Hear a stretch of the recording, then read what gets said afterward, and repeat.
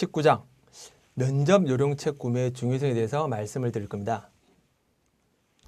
이번 내용의 핵심은 면접 준비책 한 권 사보지 않은 것이 면접장에서 얼마나 치명적인지를 설명을 드리고자 합니다.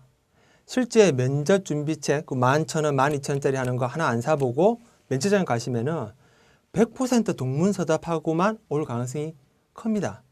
거의 100%라 보시면 돼요. 자, 설명을 드리겠습니다.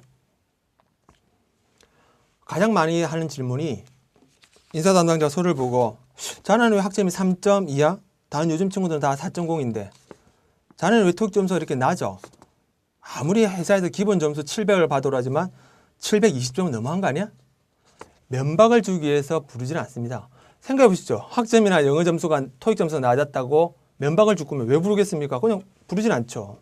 그런데 그렇게 면박 주는 이유는 심플합니다. 너가 학점이나 영어 점수를 남들보다는 적게 했다는 시간과 노력을 어디다 쏟아붓냐는 거죠. 즉 지원하는 업종과 직무에 관련돼 가지고 남들보다 영어 점수 학점을 딸 만한 에너지를 쏟아부었냐, 뭘 했냐, 뭘 넣겠냐.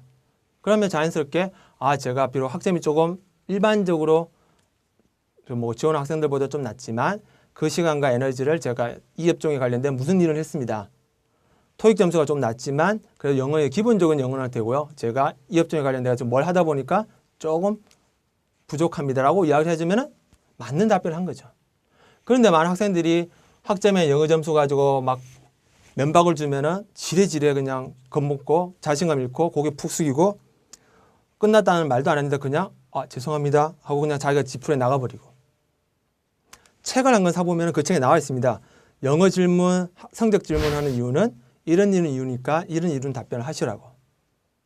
성격의 장단점은 똑같습니다. 자네가 갖고 있는 성격 무엇인가? 그 말에 많은 의미가 있는데요. 그 말은 너가 적어낸 이 직무와 관련된 필요한 성격이 뭘 것 같은가?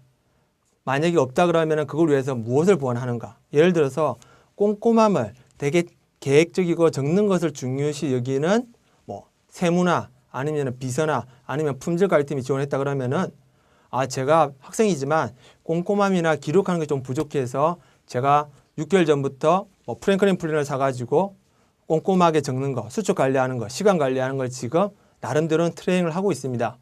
그때 정말 그런가 그러면 수첩 한번 보여주게 하면 수첩 보여주면 되는 거죠.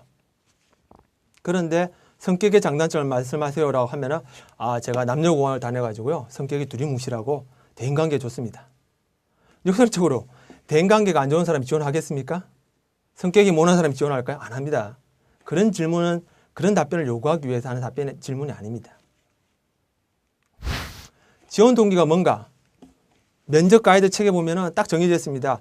동종 업종 중에서 그 회사를 들어가서 5년 이상 일해줄 만한 이유를 생각하고 가라는 건데 많은 친구들이 지원 동기 물어보면 사장님 비전이 마음에 들어서 사장님이 신문에 한 인터뷰가 마음에 들어서 회사가 유명하다고 해서 선배가 이 회사를 추천해서 엉뚱한 답을 하죠. 동명수다. 경쟁사가 어떻게 돌아가는지를 알려면 당연히 신문을 봐야 됩니다. 그래서 제가 아르바이트 인턴을 잡고 싶어서 학과에 동문 선배나 아니면 그 업종에 성공한 사람이 왔을 때 사장이 왔을 때 손들어 가지고 아르바이트 요청할 때 기본적으로 경쟁사나 동종업체에 관련된 정보를 숙지하고 가라는 이유가 그겁니다. 그런데 지원 동기를 이야기할 때 외적인 조건만 이야기하면은 인사 담당자나 실무자는 이 친구 역시 돈 때문에 들어오는구만. 아니다 싶어가지고 탈락시키죠. 그 다음에 많이 질문한 것이 열정입니다. 지원서나 자네 열정을 많다고 적었는데 구체적으로 어떤 열정이냐? 솔직히 다 못하죠. 많은 학생들이. 그런데 회사가 원하는 열정은 이런 겁니다. 제가 전타임에 이야기 드린 것처럼 엔진을 만드는 회사에 지원한다. 그러면 당연히 제가요 엔진에 정말 관심이 많습니다. 엔진을 무슨 엔진을 사가지고 제가 분해를 다 해봤고요. 다 사진을 찍어봤고 조립을 3번 정도 해봤습니다. 너 정말 엔진에 미쳤구나. 열정이 많구나.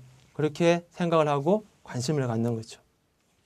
그래서 열정을 물어보는 거는 지원하는 업종과 또는 지원하는 직무와 관련된 어떤 열정이 있는지를 물어보는 겁니다. 그리고 시중에 나와 있는 이 책을 한 권 사서 보고 준비를 하시면 정말 효과적이고요. 그리고 취업에 합격한 사람들의 인터뷰를 해보면 이구동성으로 최소한 100가지 질문은 준비를 해오고 갔다고 합니다. 100가지 질문을 가지고 각각 3줄. 그 3줄도 어떠한 답을 해주는 것이 포인트에 맞는지 미리 알고 간 거죠. 100가지 질문을 제발 인터넷에서 찾을 생각하지 마시고요. 많은 12,000원을 투자해가지고 책을 사서 보십시오. 그러면은 질문의 의도, 그 다음에 가장 나쁜 답변, 가장 좋은 답변이 아주 정형화돼가지고 정리가 되어 있습니다. TV에서 나오는 것처럼 뭐 생뚱맞은 질문은 거의 안 합니다. 생뚱맞은 질문을 하는 경우는 정석인 질문을 1시간 정도 한 후에는 하는 거예요. 기본적으로는 여러분이 제출하는 이력서 자기소개서에 있는 내용에 관해 가지고 질문을 하죠. 그걸 물어보기 위해서 부른 거죠.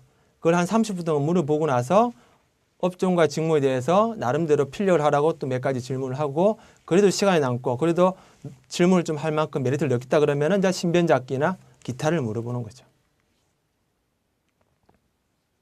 그리고 많은 학생들이 젊은 패기, 열정만 들고 가면 될 거야. 왜? 회사에서 채용 공고 나오는 거 보면 다 전부 다 열정을 가지고 오세요라고 했으니까. 근데 여러분 착각하면 안 돼요.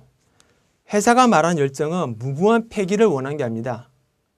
그런데 가가지고 그거 봐, 뭐 열정을 가지고 오라 해가지고 가서 뭐 연예인처럼 가가지고 막 춤이나 추고 난 열정을 보였어. 그게 회사가 원하는 열정은 아닌데요. 회사는 이런 엔터테인먼트를 원하는 게 아니라 업종과 직무에 관련된 열정만을 원합니다. 제발 저 열정이라는 단어를 착각하지 말아주시길 바랍니다. 그리고 인사 담당자가 이 정도는 최소한 공부를 하고 오라고 합니다. 어떠한 실무자들한테 물어봐도, 사장님한테 물어봐도, 인사 담당자한테 물어봐도 기본적으로 우리 회사가 하는 업종, 주력 제품, 주력 서비스가 뭔지, 우리 회사가 앞으로 뭘 돈을 벌겠다고 했는지 그건 공지사항에 다 나와 있고요. 그 다음에 이 업종, 우리 회사가 돈을 벌고 있는 업종에 관련된 전망이 어떻는지, 그 다음에 기본적으로 우리 회사 인재상, 회사에 대한 과거를 보라고 하죠. 정리를 하자면은 면접을 보러 갈 때 최소한 이 정도는 머릿속에 지식이 있어야 됩니다. 경쟁사의 현황, 경쟁사 브랜드, 업종에 대한 비전, 지원한 업종의 최근 3년간 현황, 예상 질문 100가지, 이 회사가 팔고 있는 주력 상품, 최소한 이 정도는 공부를 하셔야 되고, 이 정도 준비하는데 최소한 한 달 정도가 소요됩니다. 그래야지만 면접에 통과할 수 있고요. 통과를 하려면 최소 1시간 정도를 면접을 봐야 됩니다. 1시간. A4로 정리하면 거의 A4 한 200~300장 분량입니다. 자, 다음 시간에는 마지막 장으로 지금까지 제가 설명해 줬던 모든 것들을 한 번씩 다 정리를 하면서 마치도록 하겠습니다.